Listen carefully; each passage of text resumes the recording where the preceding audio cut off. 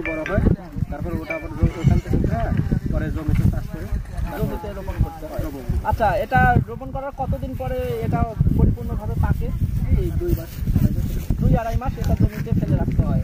আচ্ছা, এবছরে পেঁয়াজের যে আমরা অবস্থা দেখতে পাচ্ছি বেশি একটা ভালো হয় না। এবার পেঁয়াজের অবস্থা খুবই খারাপ, তারপরে বাজার মূল্যটা অনেক কম, আর যে কামলা দাম আছে বা পাটের যে দাম আছে তাতে পোষাচ্ছে না, সবকিছু মিলিয়ে লস, অনেকটাই লস। তো এরকম ভাবে যদি লস খান গত বছরে কেমন ছিল পেঁয়াজের দাম?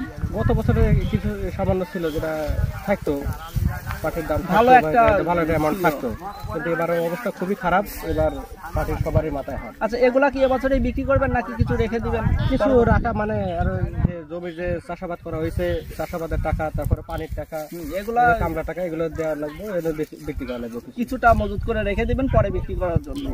আচ্ছা, এতে যদি আমরা পরবর্তীতেও দেখি যে পেঁয়াজের দামটা বর্তমান বাজারের মতোই রয়ে গেছে, তাহলে আগামী বছরে কি পেঁয়াজ চাষ করার জন্য কি করবেন আর কি?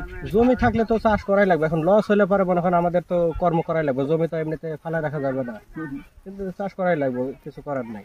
তো দর্শক, আসলে সবগুলো কৃষকের একই উক্তি যে আমরা যতই লস খাই, হয়তো বা এবছরে 3 বিঘা পেঁয়াজ রোপণ করেছি, সামনে বছর হয়তো 1 বিঘা রোপণ করব, হয়তো পরিমাণে একটু কমিয়ে দেব, তারপরেও কিন্তু যেহেতু কৃষক আমরা এটা করেই খাই, যার কারণে আমাদের রোপণ করতেই হবে। এই তো ভাই। আচ্ছা, আমাদেরকে সময় দেওয়ার জন্য আপনাকে অসংখ্য ধন্যবাদ। বাংলায় লেখেন ভাই।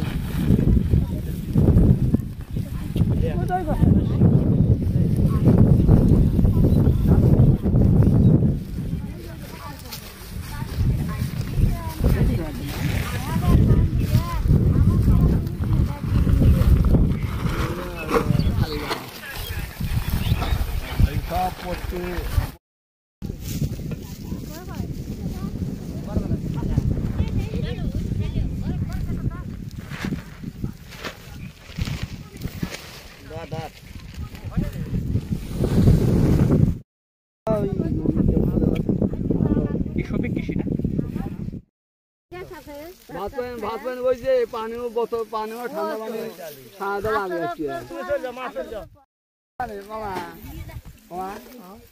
আসছি এনেই খাই, কাজ ডুব দেবো আসছি এনেই খাই।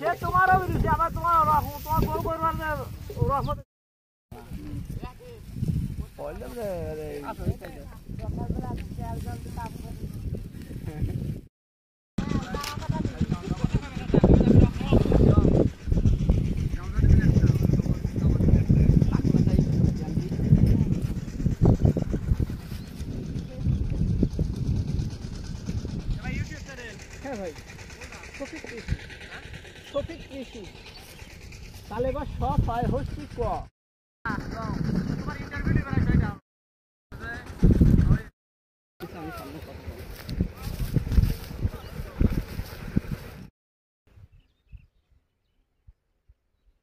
ভিডিও কর ধর।